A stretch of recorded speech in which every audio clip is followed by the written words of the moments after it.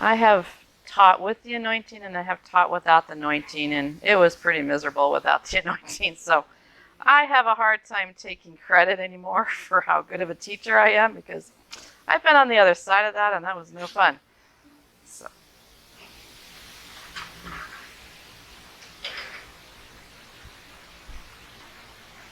Lord Jesus, I thank you that you are here and you are our life. You are not just a person, you are life itself. And there is no life apart from you. And Lord, I just thank you that you are here. And I ask for like a tent of meeting kind of experience, just closed in with you, safe and secure. You're the focus. You're everything our heart is. We're just attentive to you, and that you take over our world, Lord. So I ask for that, even as we talk about things that we know you are the source, and anything we need, we end up getting from you, and there is nothing else. Nothing else that matters, nothing else of substance, even though you flow so powerfully through so many things in our life. So Lord, your grace, your peace, your life tonight, Lord, I invoke them and I receive them in the name of Jesus. Holy Spirit, I ask that you would lead and guide us. There is no better teacher or counselor or wise person in the universe than you. You are wisdom itself. And we just receive your wisdom, and we are so grateful for your presence. What a privilege to know you and to be led by you. What a privilege to have a guide like you. So thank you for being here, and thank you for speaking tonight. Lord, I ask that anything that I share that is not of you would drift away, would be blown away like chaff. Anything that is of you, I ask that it would take deep root, that it would grow, flourish, and bear fruit. And Lord, I ask that you would meet each person here where they're at, that they would get what they need from tonight. That if what I'm saying doesn't apply, that you would speak to them while I'm talking and minister to their hearts. Thank you, Jesus. Amen. Okay, try not to move. The parent role, the parent stage is really important to me because I am a spiritual mom, and I have been since my early 20s. I think I became aware of it on our first real outreach team, which was to India, when I was about 21. And I was an assistant leader on the team. Eric was one of the head leaders, and I spent most of the time cooking over a wood fire, boiling water, hanging out with the teens, swatting flies, visiting the little toads that would come up in our water barrels whenever it rained. They were so cute. You'd go to get water out of the barrel, and all these little toad faces would, little froggies would smile up at you, and it'd be like, "Good morning, frogs." And I thought, I understand a little bit what the plagues must have felt like, because they would just spring to life when it rained. Frogs everywhere. And then a few days later, they'd be gone. So it was a whole different world. And the Lord spoke to me out of Philippians 2 on leadership, that Jesus laid down his life. And it became a calling. It became a way of interacting with people, to learn how to lay down my life for somebody else, as a way of expressing the Lord's love to them, but also as a way to partner with the Lord. Parenting is very much partnership with the Lord. I have never prayed so much as when I became a mom. And I mean that sincerely. I have some wonderful children, but one of them in particular was so strong-willed that when my husband traveled, sometimes I needed to go get prayer at that moment so that I wouldn't do something violent towards her, because she took everything out of me and then some. So I stand here very human, saying I don't have all the answers, and I'm not going to teach you parenting, but I have found that being a parent is wonderful training for almost everything. I have learned to die to my needs. I have learned to live without sleep. I have learned to keep my mouth shut when I wanted to speak. I have learned to speak when I didn't want to. I have learned to get up in the night, and not complain. I have learned to be angry and not express it. I have learned to do a lot just from being a mom, and I am convinced that's what's made me a good counselor. Most of the stuff I do well in counseling is something I learned as a parent. It was learning how to listen, when I was busy and distracted, learning how to focus when I wanted to think about my stuff, those kind of things of putting aside your own needs and focusing on somebody else's. That's what really parenting taught me. So when I thought about how to teach this, I talked to Steve. I emailed him, asked him, do you want me to speak on the parenting side or the spiritual parenting? And he wanted me to do a little bit on both. So I'll start with what the parent role is like. One of the things that's real significant about the parent role in that in the developmental model of Wilder's is that it's the first time your needs don't get met. So ideally, in a perfect world, you start as an infant and it's all about you. You're the center of the world. Everything revolves around you. That can be good and bad because you get to soak in and you got to be the focus, but it can be bad if you take responsibility for what's going on around you. So if you think your parents are divorced because it's your fault, that's when it's a negative to be the center of the world. If you think you deserve and you're worthy of all the love and attention, that's when it's good to be the center of the world. Narcissism are people who haven't outgrown this. They're still in that state. I'm the center of the world and things should revolve around me. So, infant level of being the center of the world and soaking it all in very unselfconsciously. Kids are totally convinced they should be loved. Of course you adore me. Why wouldn't you? I'm wonderful. Everyone tells me. Of course I'm beautiful. I'm told that on a daily basis. Why wouldn't you agree with that? There's no pride in it. It's just the most natural thing in the world. I was visiting my grandson a few weeks ago, and they've been prepping him. You know, Grandma and Grandpa came on an airplane. Come see him. So that's how he says it. They came, and now they're here. And I said, yeah, I came to see you. And he just nods yeah, of course you did. And then and your mom and dad, you know, but I came to see you. Yes, of course you did. And I thought, how natural to just receive. How natural to just take in without question, without doubt. That's the desire. That's what we're trying to get to with the Lord. And we're having to slough off all these layers in order to get back to that natural place of, I'm the center of your world, I'm the center of your heart. So when you parent, you're trying to communicate that. You're the center of my world, you're the center of the heart, at least for this moment while we're together talking. Not always, because sometimes life has to get done. But when I'm focused on you, you're the center, and what you need matters, and I hear you. That's called attunement. That is the key to intimacy at any level. It's the key between spouses, friends, parent to child, and then also to God. Attunement is what makes us feel alive. It makes us feel like we matter. And without it, we don't believe we're loved. So the infant stage is to be attuned to drink in the loving gaze. I had a friend say he feels like meditation is that, to drink in God's loving gaze on us, to rest in his arms and see his love of adoration towards us and just soak it in like a baby. This is mine. Of course this is mine. Without the shame, without the doubt, without the self-consciousness. So that's where we start. And then we move to being able to play with another. Oh, your needs matter as well. It's not just my needs. Okay, I make room for my siblings, for my friends. I have to share. I have to share mom. I have to share attention. I still matter, but it's not only about me. But by the time we get to parenting, it has reversed. And now it's about your needs matter, and right now, mine are not the priority. Of course, you have to take care of yourself at some point, but you don't always get to decide when that is, honestly. You know, women don't always get the shower when they wanted to, or the meal when they wanted to, or the sleep when they wanted to, or the free time they wanted to. All that is put aside, right? Fathers don't get to come home and relax. I was teasing my son about, when he comes home from work, and then he's home and he goes, yeah, for my other job. And I'm like, yeah, it is your other job. You go from one job to another job. He has a list of things he has to do to help take care of the house and their son.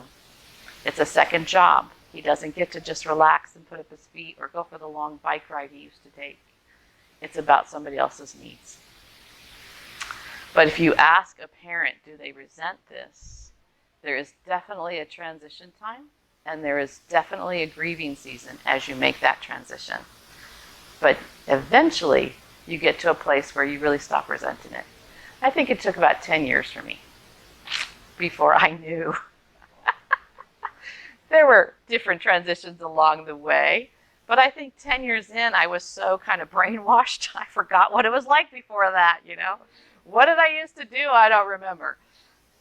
By that time, I was in the game. It was part of my identity, and I don't think so. I think 6 months is probably the roughest part, but, you know, just being honest between friends. There are different levels, and I think some levels took about 10 years. I kept thinking, when does it get to be about me again? And at about 10 years, I gave up all that. Like, it was just over. And with that came a joy of it really is more blessed to give than receive. When Jesus said that, it wasn't an admission, it was a truth.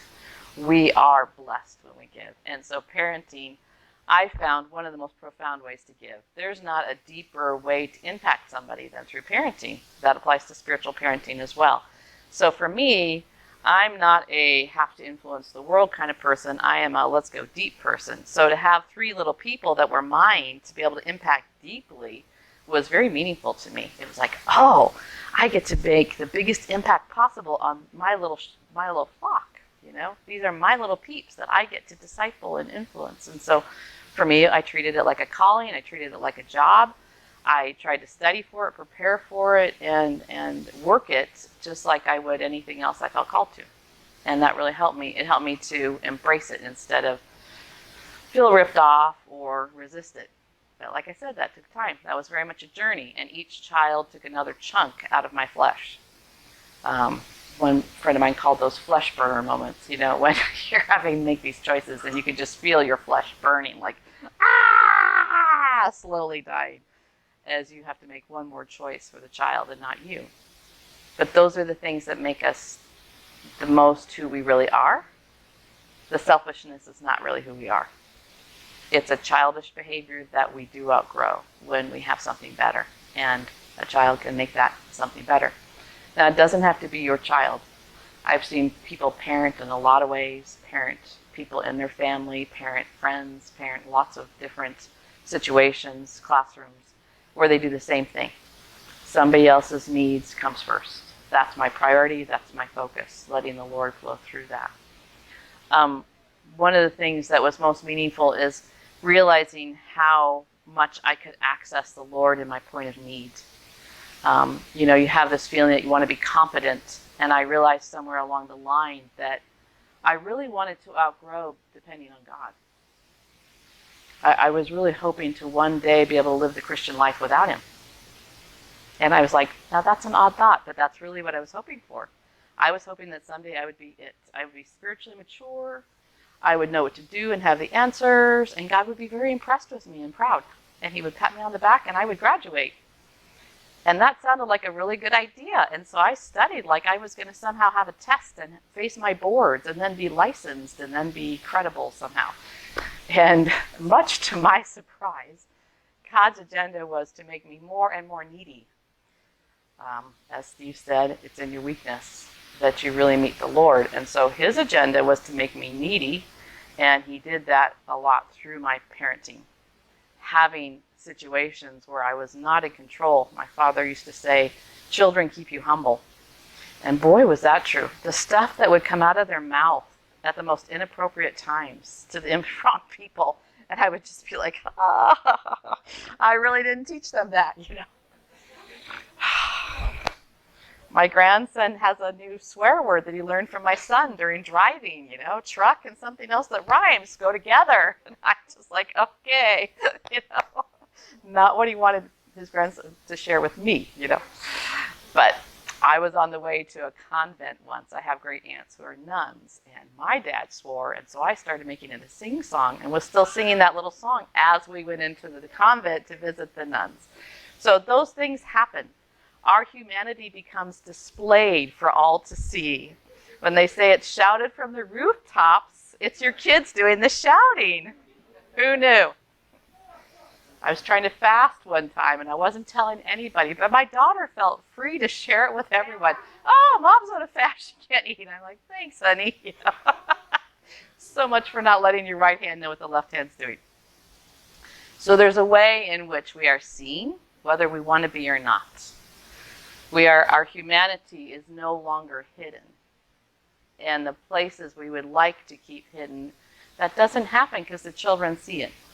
And if that's your siblings or your students or whoever that is, when you're in leadership, it's the same scenario.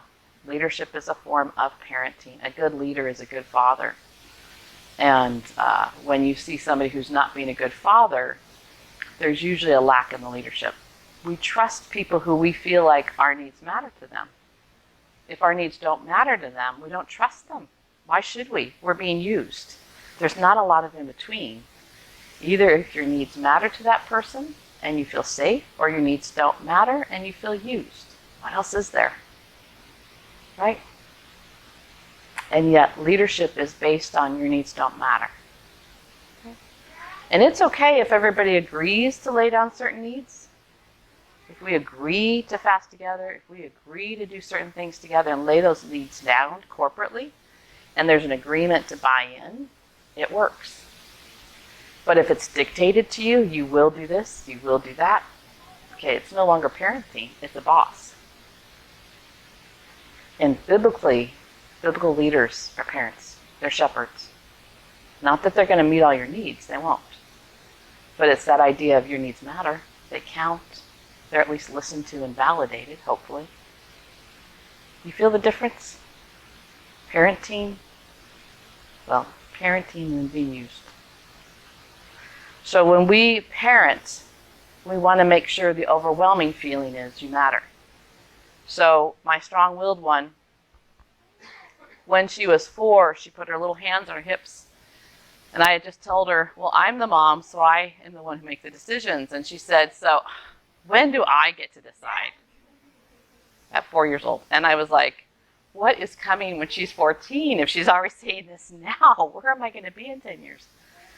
So I studied and found out that if you can really attune to the child and they feel like they matter to you, that relationship means more to them than what they want. And they'll fight for the relationship. They'll fight for the relationship with you if they feel like you care. Even in the teenage years, because they don't want to lose something precious.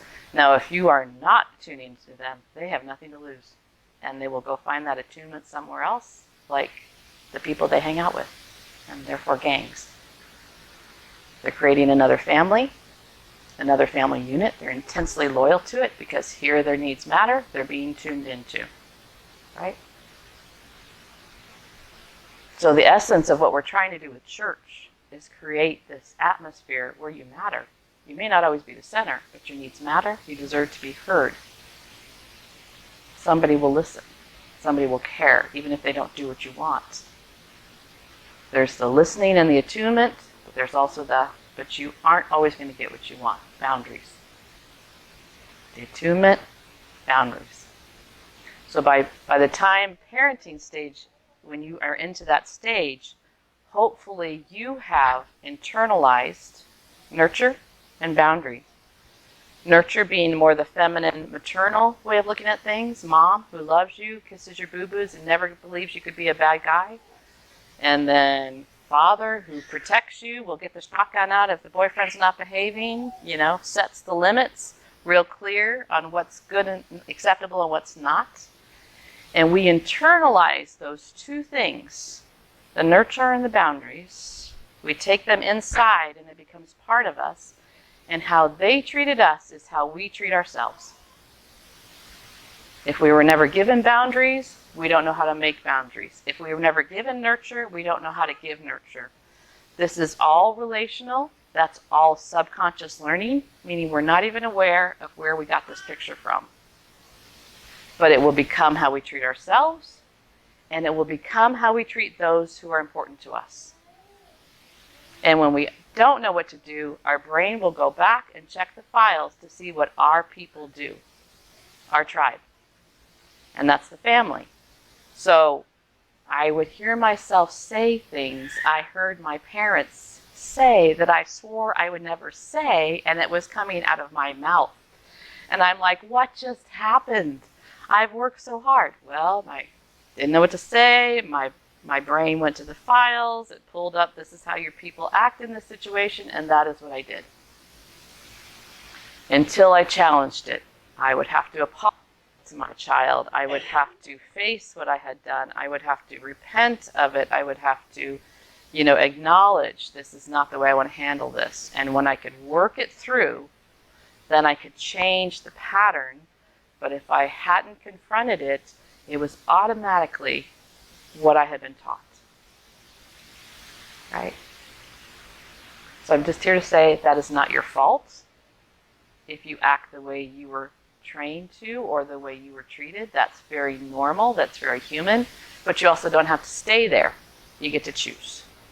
You get to choose what kind of parent you want to be. One of the hardest things, I remember my son just was not expressive at all. He's my oldest. And I would have to watch him to see if I was doing too much, because he wouldn't complain and he wouldn't cry very easily. He was just more contained. And so it would be like the shadow would cross over his face when I had stepped over the line. And that would be the only indication I got. And so I would watch that, and when I would see it, I would go, okay, I just stepped in it. And I had to learn to get on my knees with him and say, I am sorry. Mom shouldn't have said that. Mom went too far, and give him time to, and I didn't ask for forgiveness because he needed to have space to be upset.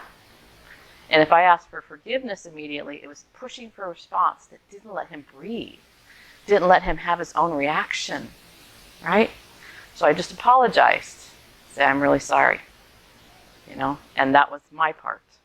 What he wanted to do with it was his part, not my responsibility. But I had to make it right.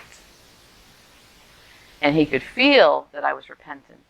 But it was really humbling to be the grown-up, be this trained person and get on my knees to this little toddler and say, I blew it, I'm wrong.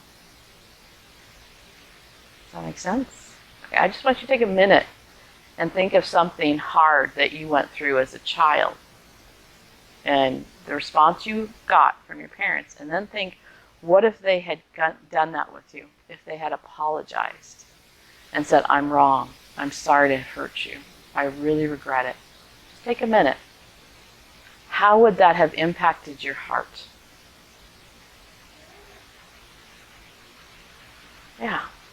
It resets things. Yeah. Especially if they're not trying to get you to have the right reaction. If the child's allowed to still be mad or allowed to still be upset and unwind at their own pace. Right? Yeah. That's heart to heart. That's what's meaningful. And that's what we eventually want to be able to give to ourselves. That kind of compassion, that kind of room to breathe without a lot of performance expectations. Growing at our own pace, unwinding at our own time. That's what we want to be able to give those who we care about. And eventually you give it to the Lord too.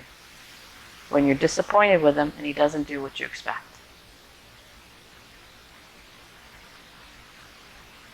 I had the Lord apologize to me once. I knew he wasn't wrong, and yet it meant so much that he said he was sorry. It was healing. For him to say, I'm really sorry. I'm sorry this has hurt you so bad. And just to feel that, tenderness from him. Him stepping out of this role, and just meeting me, getting down to my level, meeting me there. Heart to heart. Okay? That's the core of parenting, is knowing to do that. Now, when I'm going to church and gathering up my little crew and getting them out the door and everybody's bickering with each other and you think, are we saved? You can't do it at that moment. You can't get down on your knees and say, please, honey, would you get in the car? It doesn't work then. You have to be in charge. You have to be able to run the crew through their paces when they need to. People have to be able to get to school on time. They need to get their homework done. The chores have to be done. There's these endless things. So what you're watching for is teachable moments. When you feel something going on, when you see a look, when you feel a resistance, when you feel like, what just happened? Like you'll feel the air change sometimes when you know you've gone too far. Or they're asking questions, and it's not just to stay up later from bed, right? But you sense there's a real hunger, there's a real curiosity, there's a real need to feel seen and heard, And knowing when to stop life and make that the priority, that's the important thing. Does that make sense? Okay. Now with babies, it's real simple. They cry. We need to rest, so we deal with the crying. We will give them anything they want so we can go back to sleep. Right? I never believed in having the baby sleep with us, but guess what? The baby slept with us because I got more sleep that way. Rules out the window. Practicals of life. That's normal. So you can have all these great ideas and it doesn't always work, but you try and go back if you've missed it. At the end of the day, at bedtime, or when you're alone. I was the primary chauffeur for driving the kids around. And I used to go, I was kind of surprised my husband didn't want to. But then, again, I wasn't because he was exhausted and he wanted to rest. And a lot of these activities were in the evening. So, but what I found is if I took them to an event, they didn't have much to say. If I picked them up from the event, they were chatty. They had lots to tell me about the event. And it almost didn't matter that they were talking to me. They could have been talking to anyone. They were just excited and full and overflowing. So I learned that I wanted to pick them up from the events. If we were going to trade, my husband could drive them, but I wanted to pick them up because after we got home, it ended. Then they were back to their life, their room, their stuff. So I wanted to be there. And if they had friends, I would just quietly listen in the front seat to the conversation going on behind me and pay attention. And I would sometimes, listen at the door of my kids' rooms and just pay attention to what was being said. My strong-willed daughter, we had a thing where we said she needed a happy heart. That was her cue that she needed a new attitude. Because she always had a plan for my day. Come on, Mom, let's go do this and this and this. And I was like, okay, honey, we need to ask Mommy, not tell Mommy, because she's a very good leader. She was very dictatorial. She was going to get it done, My permission wasn't needed. So she had to ask Mommy, and if she was taking over too much, then I said, okay, you need to go find your happy heart. That was language she understood. So she would be mad, and she'd say, and then she'd give me her spiel. It was such a mistake to teach her how to debate. She took a debating class, and then it even got worse. But this was when she was little. She would tell me her spiel.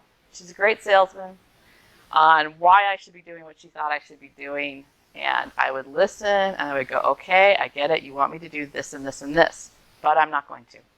So this conversation ends. But, no, I heard you. I understand what you're saying, but I'm not doing it. But, no. The answer is no, And if you need to process this more, you can go to your room, because I'm not going to spend my day listening to you tell me why I should do what you want. It's decided. So she would get upset, and I'd say, okay, go find your happy heart, and she would go to her room. And I had toy-proofed her room, so whatever she threw couldn't break anything. So nothing could fall off the walls in her. Everything that she could get a hold of was small or, light or soft. And so she could go in there and she could throw things around, and she's a verbal processor, so she would talk. And I would stand at the door and listen to what she was saying so that I knew what she was really processing in case I had missed it. And I would hear, okay, this is what she's thought about. Yeah, got it. And then I would leave her be for a little while because she needed room. She had all these big emotions, nowhere to go. They didn't just unwind because I said no. And if she stayed with me, she knew she'd get in more trouble. So it got to where she wasn't offended by that. She didn't resent that. It's like she knew she needed to burn this off, you know?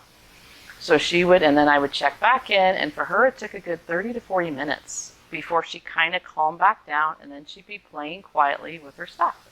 And I'd say, how are you doing? She goes, I found my happy heart. Okay, great. You want to come out? Yeah, in a little while. So I was teaching her how to process emotions, even before I knew how to process emotions. You can do some with somebody else. Sometimes you need to do it by yourself. And not everybody has to get dragged into the process. We could talk more about it after she had done this, but I was not going to allow her to run everything. I was in charge. I would take my authority, and I would help her find her place in that. But I did listen. I did validate. I did check to make sure I was catching it. And there was times when it was just her and me, so she could know she was the center of attention. Does that make sense? Okay. Do you have any questions so far? Yeah.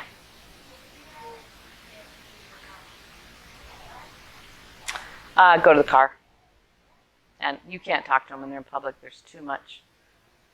You know, some of it is also how sensitive they are, because one thing I noticed was parents, like when I would hear some of these parenting teachings in books, they didn't seem to take into account how children don't have a lot of impulse control. It takes a while to develop that mentally. So if they're overstimulated, if they're overtired, they can't stay up to that standard that they might be able to at home in a more controlled situation. So a lot of times my kids were just overstimulated. The sounds, the noise, the temptations. But honestly, that daughter didn't go shopping with me for a year because she could not be calm in the store. She would get so wound up and want to start taking things off the shelves and talk to me the whole time about what she wanted. And I said, honey, I have to be able to think. You need to be quiet. And she couldn't. So for a year, she didn't go shopping with me. And she knew why. And I said, I understand you want to talk, but this is my job and I have to be able to do it. And so if you can't do that, you're going to stay home until you grow that skill. And that's okay. It's not punishment. It's just acknowledging where she's at. That's something I don't see people always do. I don't see them just kind of recognizing how much capacity that child has and when it's gone beyond their capacity, where it's not about rebellion. It's not even about disobedience. It's about the inability. You're asking for more than they can give. So if I looked at it from capacity point of view, it was a lot easier to be gracious and try and shape the environment to fit her, what she could handle. That's not always possible. So you try and minimize it. The bathroom was too public, but if I could take her back to the car and we could talk about it in that low sensory environment, she could often kind of rein it back in again. But it's not easy. Does that help, or you have more questions?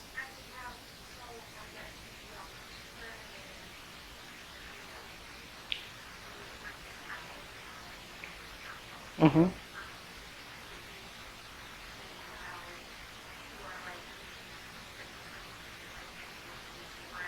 Mm-hmm. Mm-hmm. Yeah. The key. Right. Yeah. Well, I'm not saying that's not true, because I did have, the way I instilled that was I would give them to the count of 3 to obey, and if they didn't obey by 3, they were disciplined, so that I knew I could get them to obey when I really needed them to. So I would say, okay, you need to go pick up your toys. No movement 1, no movement 2, no movement 3. Okay. And I started this for me so that I wouldn't ignore stuff. I would get up and they'd get a swat, or something else would happen. Now, I also use tickling. If they weren't going to obey, the tickle bug would come get them and help them obey. So more positive say. But you do need to know you can kind of have some line that they will obey regardless. Now, what that is for you, spanking didn't really work for her. I tried it, and it just made her more angry. She took personal offense to it, like, why are you doing this to me? There was not the other two hardly needed to be spanked because the words were enough. But with her, it did not work. And that's why I had to find something else. And so for her, being isolated from the party, which shopping was the party or something else was the party, that was made the biggest impression on her. She remembered it. So after a year of not going shopping with me, she was able to control herself because she knew I wasn't kidding. If she didn't behave, she wouldn't come again for a long time. So there was discipline, but you kind of have to know what works for them, and that takes time, and that changes. What works at one age might not in the next season, because kids keep changing, which I found really frustrating, because you think you got it figured out, and then they change. Does that help? Or okay, so you figure out what works for you and what you feel safe and comfortable with. But I did have a teacher say the one thing she wishes parents would do before kindergarten is get the kid to obey the first time they're asked. Because nobody else is going to be as nice as us. Nobody else is going to think they're as cute or love them as much as we do. And so we will naturally put up with more than the rest of the world. And I saw this in Sweden because they had a no spanking rule. The kids it was considered physical abuse to have if you spanked. So I saw what a generation of children who weren't spanked looked like. And it sets them up for rejection because they're behaving in such a way that people don't like it and they repel them because they're out of control and they're running the show, and people don't feel like they have a choice about it, and so they have to reject the child by that point. So that helped me have a grid as I'm watching this happen for I do need to be in control. Now what that looks like, there's lots of things I didn't do. She would go up to kids when she was a toddler and just push them over, without provocation. I don't know why. I still don't know why. But so I had to go with her everywhere she went for about a year and hold her hand and not let her do that, because if I let her go, she would do things like that. So there was a way in which I had to shrink my world in order to deal with that. Now it was for a season and I had the ability to do it. Not everybody does. So you are working with what works for you, what your season allows, what your life allows. It's that back to kids make you humble thing. You're not in control all the time and they do things you don't want, and then people look at you like you're an idiot. Even when you're doing everything right. And I lived away from my family, so I didn't get a lot of that flack, which I'm sure helped a lot. Does that make sense? Okay, yeah.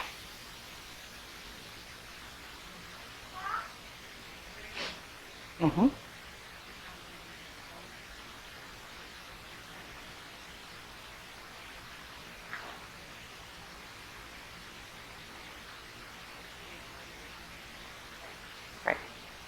Right. Absolute collapse. Yeah. Mm-hmm. No. No. Yes.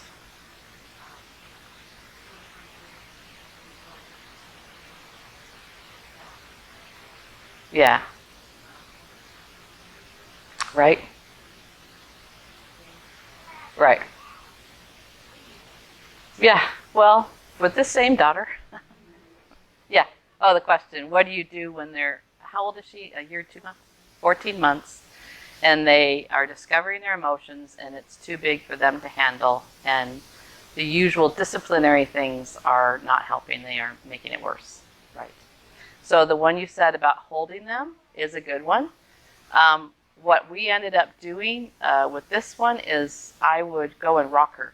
The motion of the rocking was calming. And the movement was calming, so if we moved and I just, somehow like that, it kind of snaps them out of this cycle, because kids can almost get in this cycle where they get more and more worked up.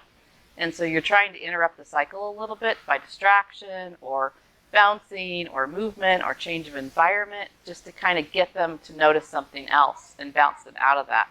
So she and I would go rock, and we would just sit in that chair for a while. Sitting and moving helps, the movement helps to calm, but the sitting also allows you to not have to hold so intensely, so they get a little more room. So I would hold her around the waist so she could thrash a little bit if she wanted, but I was still having her. And just a little bit of soothing talk, calming. You want to stay calm is the main thing. You stay calm, and then eventually they'll match states with you, given a little bit of time. But I think at this age, especially what happens is the fear is coming up. In the beginning, they don't realize you and that you are separate from her. They see you as one. And I don't remember when it was, but I want it's about 9 months, the separation anxiety starts to hit. And with that is a legitimate terror of, oh my gosh, you're separate and I don't have control over you. Now what? And so some of this is a very primal fear that I honored, that I understood. Just because they're little doesn't mean it's not terrifying for them. And so just that calming presence where you stay adult and give them a little bit of time. And a lot of times I took them outside. The fresh air, the change of scenery, it kind of woke them up out of that state. So things like that. Sure. Car rides. Yeah.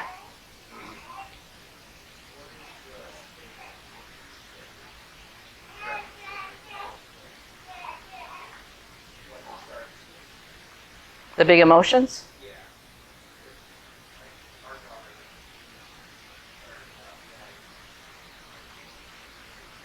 Mm-hmm.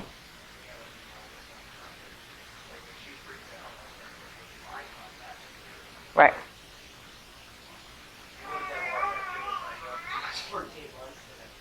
Sure. So the eye contact you're tuning.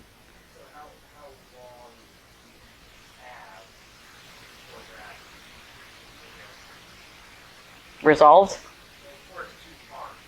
Oh, okay.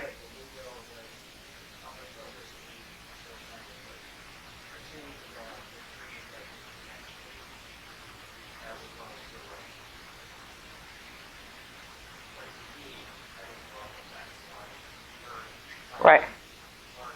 Right. Right. Right. Right. Right.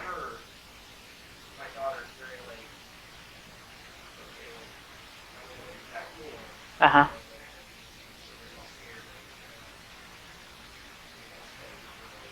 Right. Right.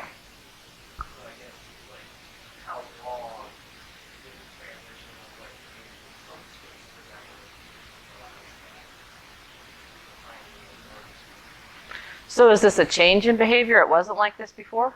Like for you? You're changing your behavior? Right. Okay, so you've moved from discipline to attunement and you're trying to use that to get connection. Okay. So attunement, one article I read said if you will really do this stuff the first 3 years, that lays the foundation. Like if you'll really tune in, really kind of set the boundaries, set them kindly, but really do it, they said that will set the boundaries for the rest. So the 3 years seems to be when the cement is the most wet. But since you've gone past that and you're trying to change the rules, it's going to take longer. And that's where apologizing can really help, because you're stepping out of your role and you're trying to do that heart-to-heart connect, which is going to be completely unnatural. And that's why it's so difficult. But it will also get their attention because that is so unnatural and unexpected. So that can be really helpful. Otherwise, I would say probably a couple more years. Yeah, if you're really trying to do something more. By the time my daughter was 5, she said it finally dawned on her I was on her side. That what I wanted control for was to help her.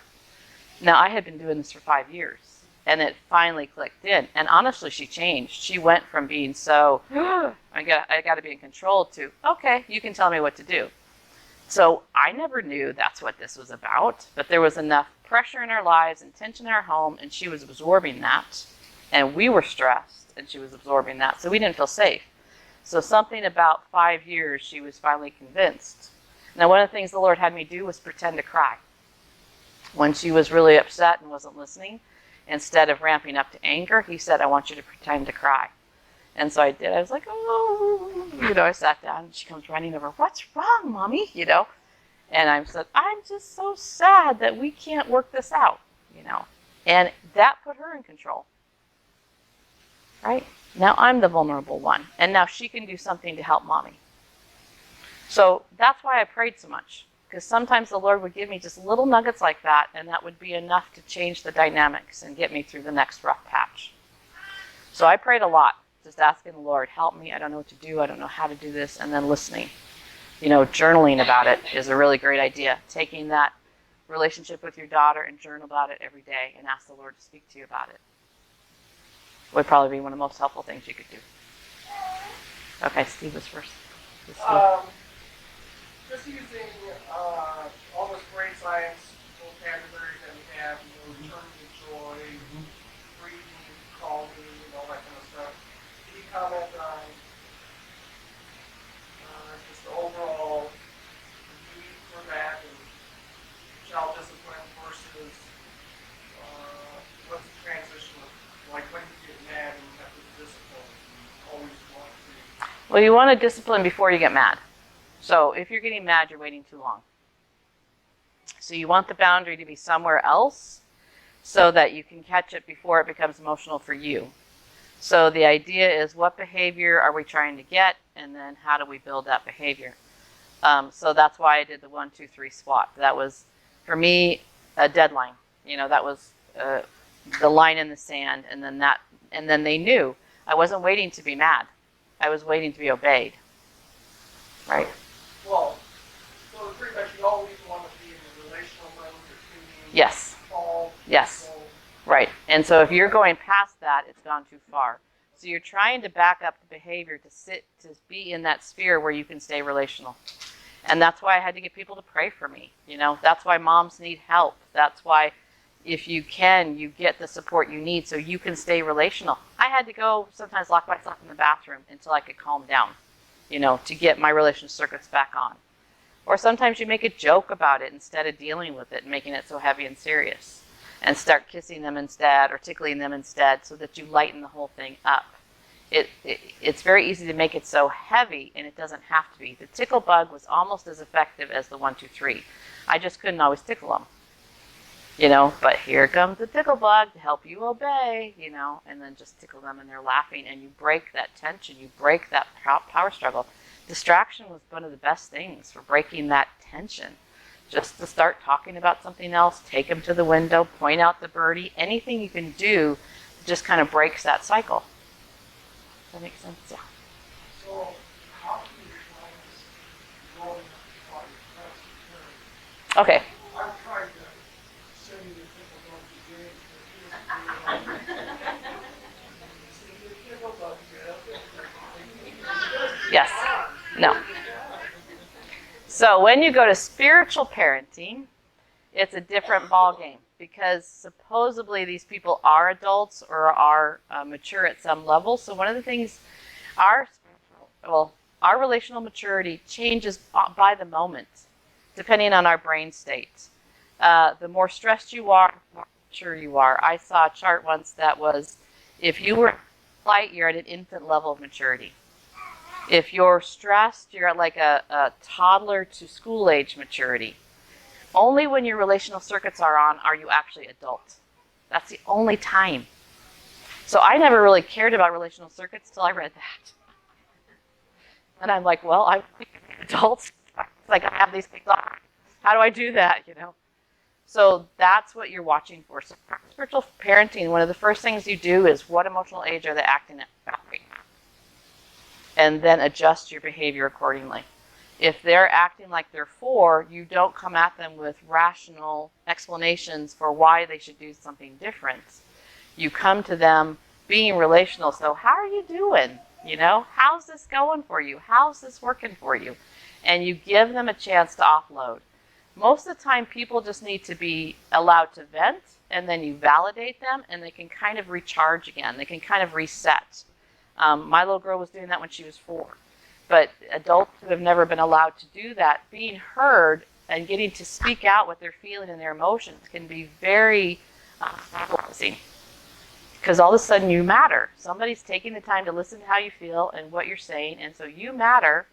And now they can hear what they've said, realize what they need, and they can adjust. And that's what you're helping them do. So you're recreating some of these things that they never got, and you're giving it to them in that moment when they need it. That's probably one of the biggest things I think needs to happen for the body. Because I had done it with my kids, I could recognize the signs of what a toddler having a fit looked like. I recognized what that was when an adult was doing that. I went like, okay, toddler, throwing stuff, maybe not outwardly, but inside. Wants to really have control and frustrated they can't get it. I get that. Just being able to talk about it is enough for many people. And what you need to know is when somebody's upset is don't fix them. Don't try and give advice. Don't try and tell them what they need to change or do. I was meeting with somebody today who has been through an intense injury, and his world has been reshaped. And people are telling him, well, you're just in a victim mode. You need to get over this. And he's looking at them with their nice lives that haven't been impacted like this, going, you don't get it. So you agree with them. You don't try and change them. You don't try and tell them what they should be doing differently unless they ask. You just listen, you validate, yeah, this is really hard. Yes, I'm sorry to have you go through this. Yes, this is very frustrating. And when they calm down and their relational circuits are back on, then you can, then they'll reach out if they want something from you. But letting them have some control over the situation for what they need and receive that is very helpful. Okay, so that's something very basic. One thing you want to, if you're really going to do spiritual adoption, as Wilder encourages, you need to know adoption is permanent. It's meant to be forever. Biblically, when you were adopted, you could never be renounced. But if you were born to somebody, they could renounce you and say, you're no longer my son. So I've seen several adoptions go awry because they hit snags and the parents wanted to back out. So you have to be sure, if you're going to do this spiritual adoption, that everybody in the family is online, that everybody is on the same page, and that you have prayed enough to be willing to work this out. So that's just a cautionary thing.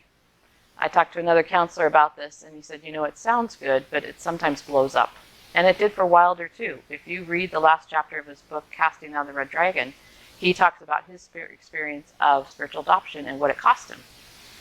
His whole board resigned. Yeah. This wasn't an easy thing. So when you have to be aware when you're acting as a spiritual parent that this could be for a season and not to commit to more than that. To honor the season, to respect that, but not to feel like it has to be till death do us part. And if you are going to make that decision, you need to do it slowly and cautiously. So, okay, it's 5 after 8.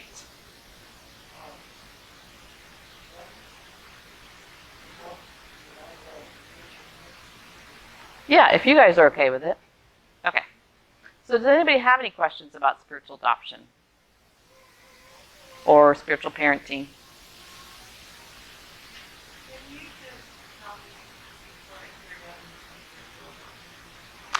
I'm using Wilder's definition, and the idea is that they become part of your family. And as far as I understand, meaning they have all the rights of your family. So I was talking to a young woman recently who was adopted by a couple. They said that she could call them mom and dad, and later revoked that and said, no, you can't. And it devastated her. Even though they said the relationship is the same, you just can't use those words. They didn't explain why, which said to me that it probably had to do with other members of the family, like their other children, weren't willing to share mom and dad in that way. So that's what real spiritual adoption, the way he's using it, as I understand it, is where they are just at the same level. So that's a big deal. Yeah. Mm-hmm. Mm-hmm. Mm-hmm. Right. Yeah. Seasonal. But you do have to be careful with calling yourself a mom or dad, because there's so much transference from that past relationship that will get dumped on you, even if you're just doing it for a season, that I have stopped using that term. I don't call myself somebody's spiritual mom very quickly. I can say they're like a son to me or like a daughter to me, in this season. But I've qualified it because all the expectations and unmet needs come roaring to the front as soon as you take on that title. And that's a lot for counselors to deal with, much less if you're not a counselor. So you got to be aware of what you're doing and how you use those terms. So, yeah. But it can be very healing, especially if you apologize to them on behalf of the authority figures that hurt them. You know, that can do a lot of healing. Yeah.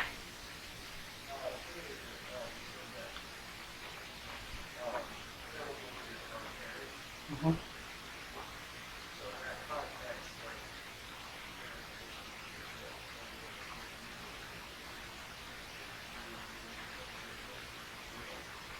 For moments, not on a continuing basis.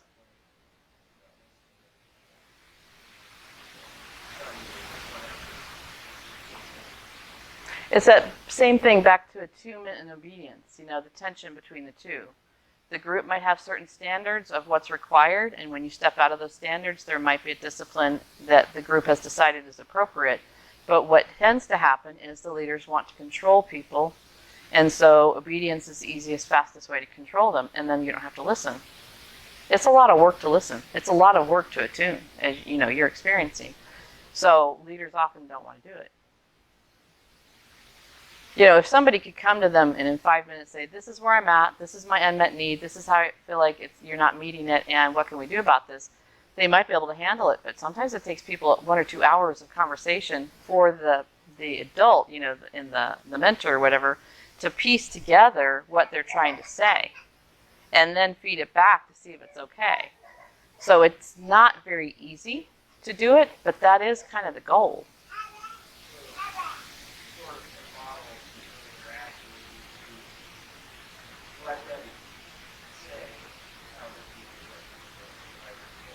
Mm-hmm. Mm-hmm.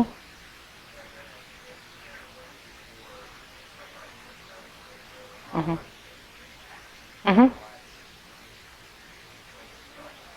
Kinda. And honestly, I didn't think that would be effective, but I was taught effective listening in a leadership course, and she said most of the time people just need to talk. They're not asking.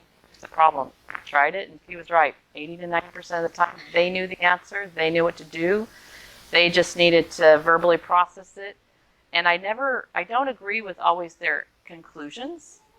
Like, I might think they should do something else, but if they don't ask me, I don't offer it.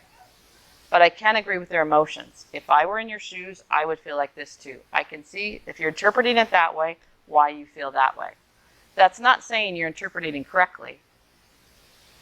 I can see where their stuff could be interfering with the interpretation. But if they're not open, if it's not a teachable moment, I'm not gonna bring that in, because you have to unwind before you can take in. There's a way you have to empty out the bad before you can take in the good. So we do that with the Lord, where we empty out the bad by pouring out our heart to the Lord, and then we're ready for what He speaks to us. Well, a lot of people need to do that too. They need to, all this stuff is going on, and they got to get it out of them before they can take in the good. And it may not be at that moment. Does that make sense? Right. Right. And if they let you, you pray for them. You let them vent, you validate them, and then you try and facilitate an encounter with the Lord. And that's the basis of a manual process. You're trying to facilitate an encounter with the Lord. So if they want prayer, you can offer it and try to go that direction. Vent. So you let them vent. Then you validate the feelings, not always the conclusions they're drawing on those. And then try and facilitate an encounter with the Lord through prayer. Steve? Do you have any comments or red flags when you got either side of the spiritual parent? You know, it's like, hey, you know, things that maybe think about, it's like, hey, this isn't a good idea. Mm-hmm. That kind of thing.